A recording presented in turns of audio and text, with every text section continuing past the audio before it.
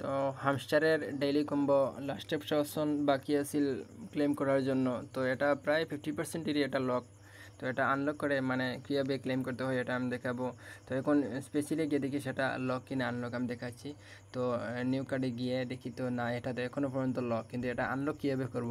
এই যে নিচে দেখাচ্ছে যে মার্জিন ট্রেন্ডিং ইনটু 100 লেভেল 10, কিন্তু এটা মার্জিন ট্রেন্ডিং ওটা আগে প্রথমে আনলক করতে হবে। তো মার্কেটে গিয়ে দেখি এখানে মার্জিন ট্রেন্ডিং ইনটু 100, এই যে আমার মোটামুটি 9 লেভেল আসছে।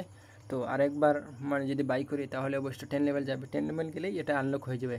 তো এখন দেখি সেটা আনলক হয় কি না প্রুফ হিসাবে।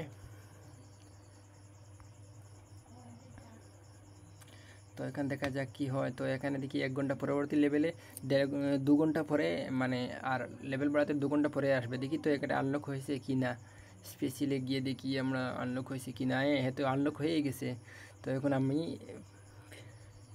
5 মিলিয়ন কয়েন ক্লেম করব, দেখাচ্ছি। তো ফাইনালি 5 মিলিয়ন কয়েন পেয়ে গেলাম। I am so happy.